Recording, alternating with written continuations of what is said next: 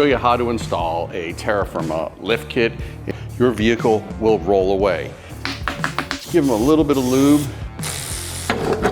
Now we're on to the worst part of the job. This is the cheat code.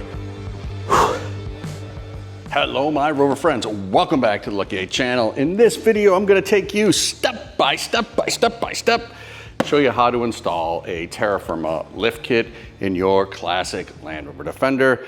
This particular kit is our medium duty kit, but it's the same setup for the heavy duty or light duty. Pretty much what you get in the kit is what you see: 4 springs, 4 shocks. Let's get to it. Pay attention if you're doing this in the driveway. If you pick up one wheel on your Defender where the transfer case is not locked, your vehicle will roll away. It is basically one-wheel drive. Everything will slip through the transfer case. Okay, so if you jack it up in your driveway, it's got a little hill, take the one wheel off, car goes down the hill. Put your e-brake on, chalk every tire. If you're doing one wheel at a time, lock the transfer case. All right. If you're doing it on the lift like me because you're lazy, good for you.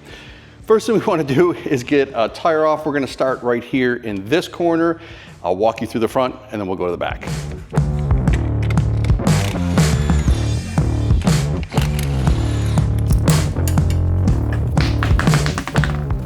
Now that we have the tire out of the way, we're going to take a look in the engine bay. We got to remove this plastic cover that covers the strut. Have a look. Right here is this little plastic cover. It's held on with some Phillips screw-headed screws. The other one's over here underneath the coolant. We're going to get these off and expose the upper shock.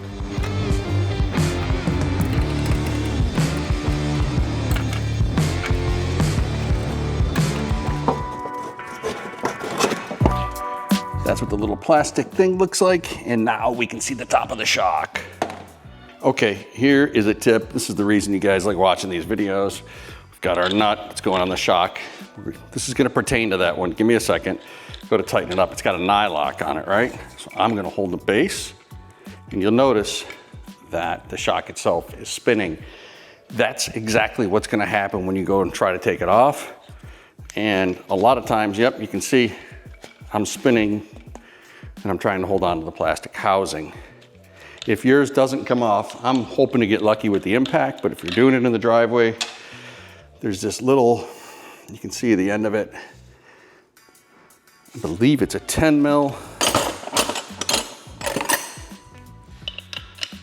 Ooh, even smaller, so maybe like an 8 mil, you get the idea. Put a wrench on it, and then you can put a wrench lower, loosen up the nut. That's a little tip from me to you. All right, I'm gonna pop this one off. We'll then get the tower out next. We put all this away and we'll get back to it.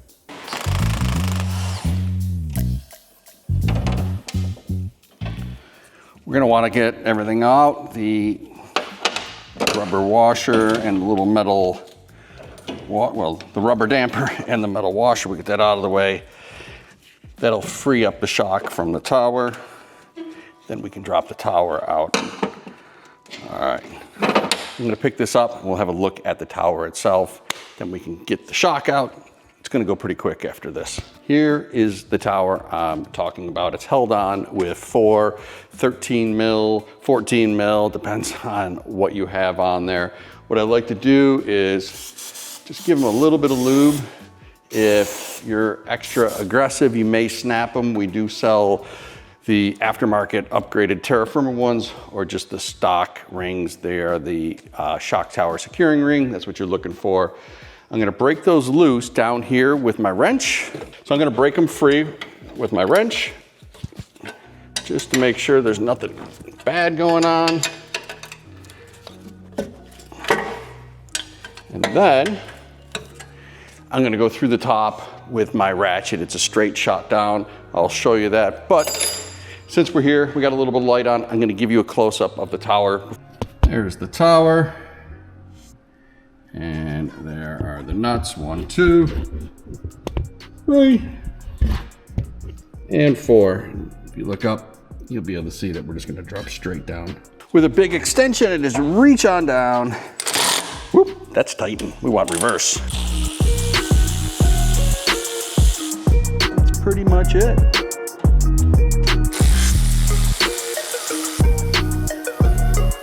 Now we're gonna collect all of our hardware, our washers, and our nuts. Well, we're gonna throw that one on the ground and get to it later. Excellent. Once you have everything out of the way, you just kind of wiggle the shock tower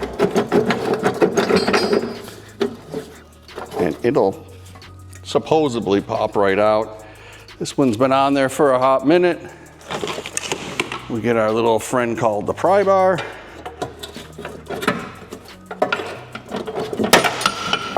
And we are making a lot of noise.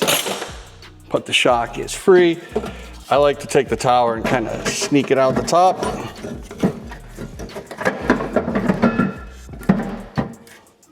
It's out of the way. Now we're on to the worst part of the job, getting the nut off the bottom.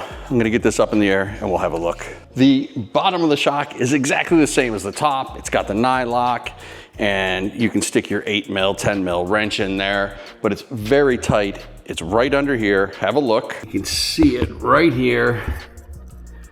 It is the worst part of the job. You're trying to get that free. And as you turn that nut, it's gonna turn the whole shock. But I've got a trick for you. This is the cheat code. I get my wrench, like you wanna take it off, similar to the other one. This one happens to be a 22mm, but it all depends on the shock you have. And you'll notice, the only thing I'm doing is moving the shock itself. So we get our BFC, Big Fraggle channel locks. And I grab the shock body. On the bottom, there's usually an area that's welded. You can get good traction there, but let's be honest, we're trashing these shocks. Really don't care. I hold my wrench.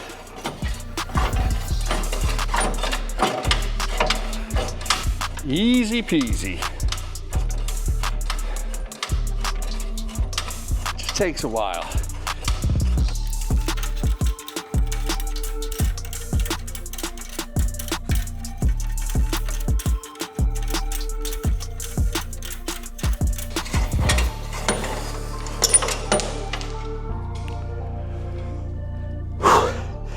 I need a sandwich. I'll be right back. With the shock free, I just wiggle it out the top. See if there's any life left in this one.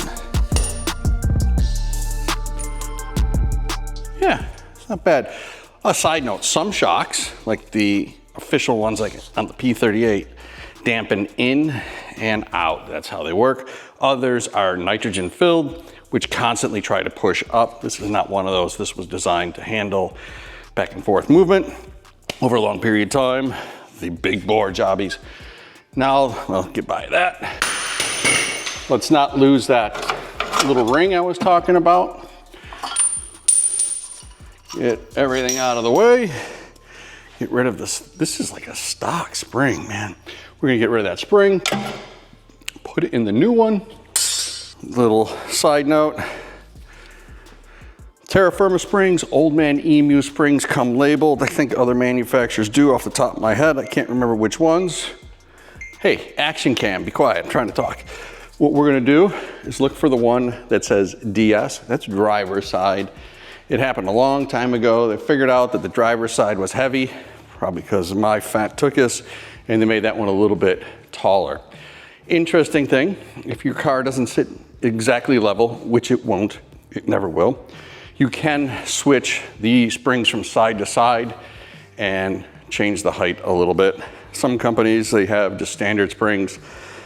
I don't know, I've always just put it on and been happy with it.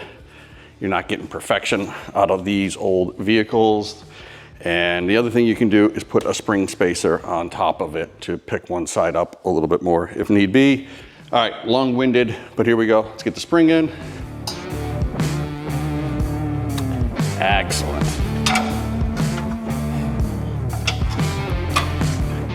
Didn't know if this was gonna happen in the front, but I'm glad it did. was gonna show you this trick in the rear.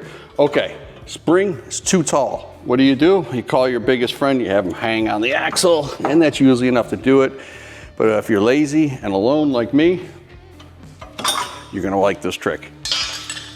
The trick I'm talking about is the bottle jack trick. What you do is you put the bottle jack on the axle and slowly push down. You don't want to go too crazy because you can snap your brake lines. I'll bring the camera in, you can see exactly what I'm talking about. I just grab this flat part on the axle right here. Bump stop, but you can do it off the control arm. You can do it in many different ways and just kind of bring it down a little bit. That way you can set the spring in and get the spring or tower ring up there. That's where it goes into those 1, 2, 3, 4 holes. There you go, little bottle jack trick.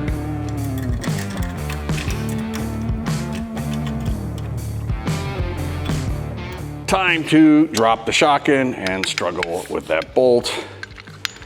It's gonna come with a bunch of washers like so. Depending on what you have in the vehicle, you generally use the little one on the bottom, so that pinches in between the little spring plate on the bottom, and then the larger one on the top or to the face. Okay, I'm gonna get this in.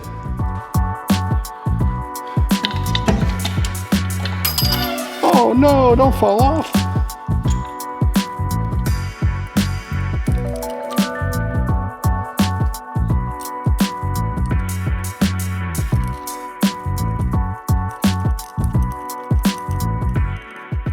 Okay, now that the shock is in place, get in there with the wrenches, tighten it down. You want the rubber bushing to squish a little bit, but we're not trying to make it flat. So get it snug in there, then we can drop in the tower.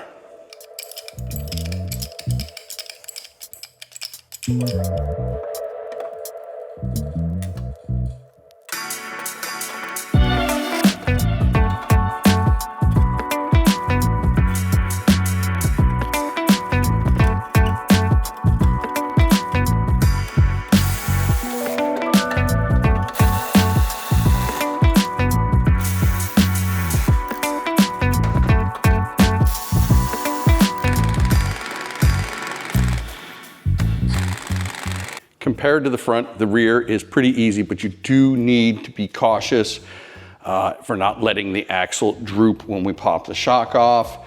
This has extended brake lines, so I'm gonna get away with it. If you don't, it's gonna sink down and possibly break your brake lines. We don't want that.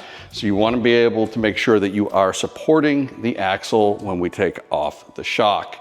And that's the first thing I'm gonna do. On the bottom, it's just a standard shock nut setup. You can hold on to this with your channel locks, break it free, and the same thing up top here, nice and easy. Happen to have the gun, let's see if it works. Pretty simple. I'm gonna get the bottom undone, and then we'll move on to the spring. This is a bonus for you guys. This particular vehicle has some sort of cones in it, so we'll get to deal with that. If you don't have the cones, your life's even easier. It's just 2 bolts holding the spring in. Okay, let me get the shock off and we'll move on to fighting with whatever that is.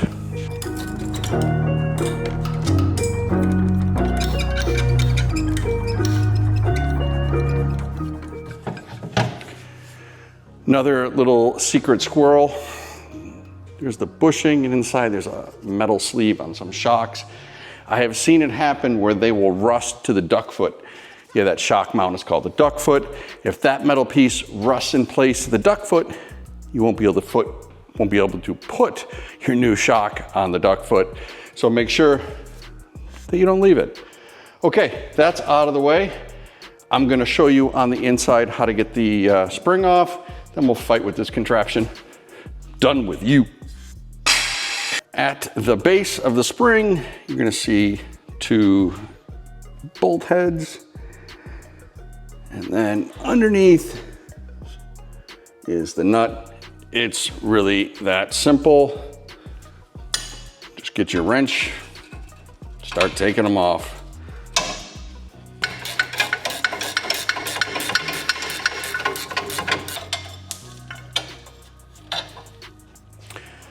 You wanna save the hardware, my friends, be sure to save it. With the 2 nut and bolts out of the way, there's your little retainer strap. You're gonna pull that off, set it aside, you're gonna reuse it. Now you'll be able to take your spring out. You might have to push down on the axle a tiny bit. If you're supporting it, like I told you, just lower it down. Make sure you don't extend the brake line too far. This, not a big deal for us because we got it on the lift. This old cone, pretty simple. It's just held on with, looks like a couple of 15. So I'm gonna get that out of the way. No need to even waste your time. When you come back, I'll have the cone out of the way and we're gonna slide the spring in. Essentially the same thing, driver's side, passenger side. We're gonna gently put it in, balance it on that spring perch, and then put the hardware back in. Tighten that down with the strap, let me get over here, with the strap across the bottom. Then we can move on to the shock. Actually, I'm gonna put a spring isolator in. I'll show you what they look like. Then we can move on to the shock. This job is almost done. With the spring bolted down, I'm gonna put an isolator on mine. You don't have to, gives it a tiny bit of lift. Also isolates. We have that in place. Now we want to put the shock on. You're gonna see that we've got some axle droop. I'm gonna pick the vehicle up a little bit higher, get my little axle stand underneath it, compress so that we can put the shock in, run the 2 bolts in, and by golly, we're gonna be on the road soon. On to the shock. You need to do the upper section first. You don't have to, but you'll struggle. Then simply slide the shock in place. Make sure the bushings are on it. Goes like that. On the Defender, it's got the little cups in it. Sometimes they don't. That's why you get 2 sets of bushings. Cup, cone, slide it in.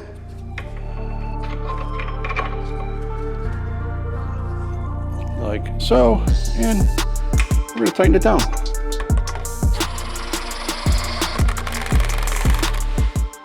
Again, just snug it up. No reason to go kung fu bananas. And reuse your washer and bolt on the duck foot. Careful on the duck foot. These do snap, so you don't go crazy.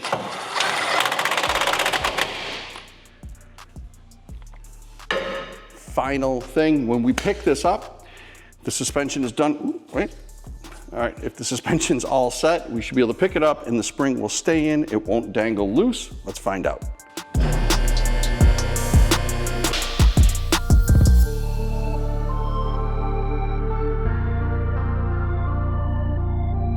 There we have it. Shock is the correct length for the spring. No need for those rusty cones. My God, that only leaves one thing left to do. Be sure to follow for more Rover content.